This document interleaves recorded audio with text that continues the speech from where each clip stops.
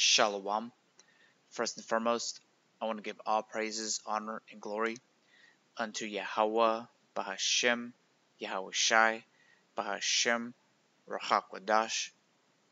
Double honors to the apostles of Great Millstone, and peace and salutations to the Akim who are tuning into these videos. And in this video, it's just going to be a brief topic about when you're in this ministry, you're not really supposed to mix the world with that. You're supposed to be separate. Because as we're out there on the highways and hedges, we're making an example. We're making ourselves fools for Yahweh Shai's sake, for this truth's sake, so that we can be separated from the rest of this world, namely the 2/3. And so with coming into this ministry, that's a lesson that you kind of learn as you go on, because we're always trimming our lamps and we're perfecting our walk in this ministry, that we always find ourselves analyzing things that we do or that we're going to do. And then you can look at like you observe other ministries, whether it be another so-called Black Hebrew Israelite camp like IUIC or ISUPK, Sakari, or then even another person who's like in the Christian church, but they actually have like a certain type of belief of the scriptures and know a thing or two. But ultimately, you can see that a lot of those people that I just mentioned, they mix this truth with the world, and they want to appease those around them. Well, here at Great Millstone, we teach contrary to that. We're teaching that we're basically drawing a line on the sand, that we're over here and they're over there. We mark them who cause divisions in this ministry, but we also mark the perfect man. And so that's when we're out there on the highways and hedges, we're fishing for those who are like-minded, who are sighing and crying for the abominations that are done down here, because those are the characteristics that the hopeful elect are going to have. All right, so the first precept I want to read is in the book of Jeremiah. And going into this topic, I recommend going over the book of Jeremiah, because Jeremiah, for a moment, had a soft spot for the 2/3. But then you could read the story that they didn't like what he was saying. They wanted to hear smooth things, and they didn't want to hear the rebuke. And so Jeremiah pretty much changed his mindset towards the end of his book. But I wanted to start here in Jeremiah 44, verse 4. Actually, I'll start at verse 1. It says, "The word that came to Jeremiah concerning all the Jews which dwell in the land of Egypt." So you had that at that moment, when our nation was getting scattered, you had from the southern kingdom going back to the land of Egypt during the times of Jeremiah. And so, they pretty much were they wanted to go over there because, they saw that going over there was more profitable than to serve Yahweh Bashim Yahweh Shai. So continuing on, it says, which dwell at Migdol and at Taphnes and at Noph, and in the country of Pharaohs, saying, Thus saith the Lord of hosts, the God of Israel, Ye have seen all the evil that I have brought upon Jerusalem, and upon all the cities of Judah, and behold, this day they are a desolation, and no man dwelleth therein, because of their wickedness which they have committed to provoke me to anger. And so the main reason we were taken out of the land, scattered, and judged is because we were committing fornication in the land. And we're the chosen people, the ones who were given this law. We were set up to be an example so that other people can see that these are the Israelites that Yahweh chose so that he could have his will be done down here. But you read even before the book of Jeremiah, those situations weren't happening all the time. So it was Yahweh Bashim Yahweh Shai who was provoked to anger that sent those judgments and chastisements to scatter us. But then our people would rather go to Egypt or wherever country they're scattered and trust in those idols. When really they should just be asking for grace and mercy so that Yahweh Bashim Yahweh Shai deals with you favorably. But continuing on, it says, in that they went to burn incense and to serve other gods, whom they knew not, neither they, ye, nor your fathers. Howbeit I sent unto you all my servants the prophets, rising early and sending them, saying, "Oh, do not this abominable thing that I hate." And that's the stand that we are currently doing right now. Because when we go out there to the highways and hedges, we're telling our people, the ones that are on those planks that we have, the so-called blacks, Latinos, Native Americans, who are the real Hebrew Israelites, to turn from your wicked ways and to arise and depart, for this is not your rest. This is the land of confusion, and it's going to utterly destroy you if you're going to be, invested in it. And then even to people like in various camps like IUIC, ICPK, it goes all the way to the mindset, how you conduct yourself, even if you are so called in the knowledge, because we eat our daily bread, but then the thing is, though, is we have to draw that line somewhere, at least sometime in this walk, in this ministry. So why not now? Why not actually turn from your wicked ways, and start actually reading the scriptures and going into what the ancient men were doing. Specifically speaking about IUCPK, IUIC. They're ashamed of this message. They're ashamed of who they are, because if you really boil it down, they always want to point the finger at us, GMS, because we actually go into the scriptures. But we're in the spirit of Jeremiah. They are in the spirit of folly and mixing this truth with this world so that they can be comfortable and they don't have to go through any trials or tribulations. They're just another so-called Christian group with a 501c3 charter. But here at Great Millstone, we draw that line on the sand. But continuing on, verse 5, it says, "But they hearkened not, nor inclined their ear to turn from their wickedness, to burn no incense unto other gods. Wherefore my fury and mine anger was poured forth, and was kindled in the cities of Judah and in the streets of Jerusalem, and they are wasted and desolate, as at this day. Therefore now thus saith the Lord Yahweh power, the power of hosts, the God of Israel, wherefore commit ye this great evil against your souls, to cut off from you man and woman, child and suckling out of Judah, to leave you none to remain."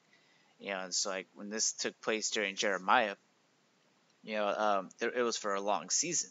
And then you had all the other books that came back, and then when Yahushua was on the scene, he pretty much had that same mindset that Jeremiah was walking in, pretty much drawing that line on the sand. Because our people, they were going into pharaohs, these in modern times, these Catholic churches, and doing a whole bunch of stuff that is not found in the scriptures. And then when you present them something that is found in the scriptures, they get mad. And they start to say like, that's Paul's writings. We don't have to follow Paul. And then they continue to wear their hat or their T-shirts with fringes on. And I'm not saying T-shirts with fringes is wicked. I'm just saying it's a mindset. It's a vibration, because you're really, at the end of the day, mixing this world and this truth. So I got a few precepts to go into that. This is in James 4:4. It reads, "Ye adulterers and adulteresses, know ye not that the friendship of this world is enmity with the Most High?" So if you're trimming your ways to seek love from the heathen, you have to know and understand that that is enmity with the Most High. You're not in good standings when you're doing that. You're not in good standings when you're shying away from the scriptures and hiding certain things. When you're out there, you're supposed to be doing a job. You're supposed to be telling our people, the righteous and the wicked. You have to tell them everything, that everything is being weighed on the balance. And we're not shying away from those certain things. And continuing on, it says, "Whosoever therefore will be a friend of the world is the enemy of the Most High." And that's why, like when you read this scripture, you have to meditate on that line that you draw in the sand, because you definitely don't want to have enmity with the Most High. You want to be found favorable and a just servant that put off everything, just like how John the Baptist, he disregarded the what his lot was, so he went to the wilderness and he was with camel hair and eating locusts and honey, and that's where he did his ministry.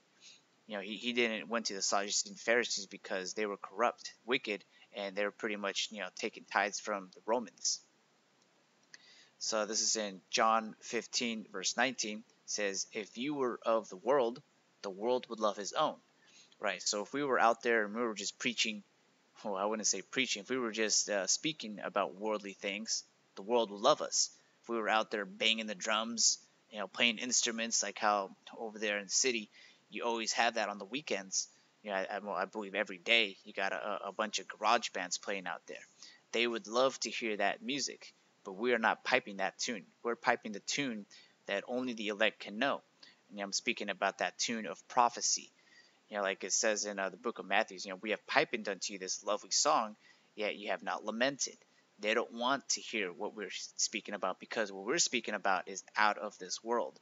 We're speaking about a kingdom to come, and that the world that they are having fun in, it ain't going to last for long. So it says, if you were of the world would love his own. But because ye are not of the world, but I have chosen you out of the world, therefore the world hateth you. So we were chosen out to do a specific job, which is to prophesy against Mount Seir. And this world is ruled by the Edomites, Mount Seir. So, yeah, of course we have something wrong with the society. We have everything that's wrong with the society, because when we read the scriptures and we apply it to our daily lives, we know and understand that we can't follow and worship Yahweh Hashem Yahushai to a T, because Esau is the one in rulership. When the wicked rule, the people mourn, but when the righteous are in authority, the people will rejoice. And that's the prophecy that we're speaking about. Because if we're speaking about that, we're pretty much saying that the person that these people voted for, that person's going to go out the window, and that another person who's austere and they don't fit their bill of who they want to be a ruler, that person's going to come. And we're heralding that return of Yahweh Shai, so that he can rule in righteousness with the joint heirs, the elect. And the world does not want to hear that. Specifically about that, when we're out there heralding Yahweh Shai's return, we're speaking about Psalms 2.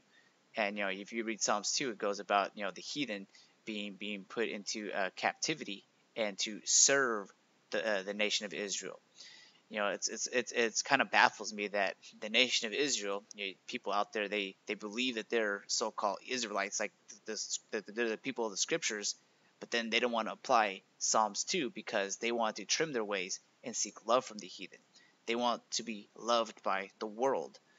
Well, the scripture says that this world is the world to come is made for few. Actually, I'm gonna get that one real quick.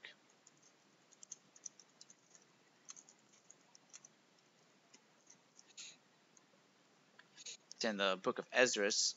This is in Second Esdras 8 verse 1. It says, "And he answered me, saying, The Most High hath made this world for many, but the world to come for few."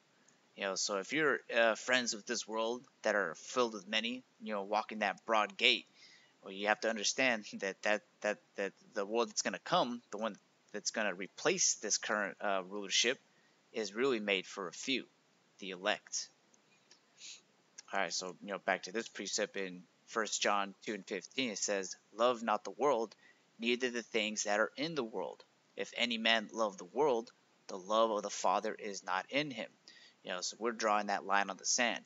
And of course, we do our things in our world. We watch movies with our loved ones. We go and hike or go camping, go to the beach. Do a little bit of things here and there. But then that's not the main thing that we're doing.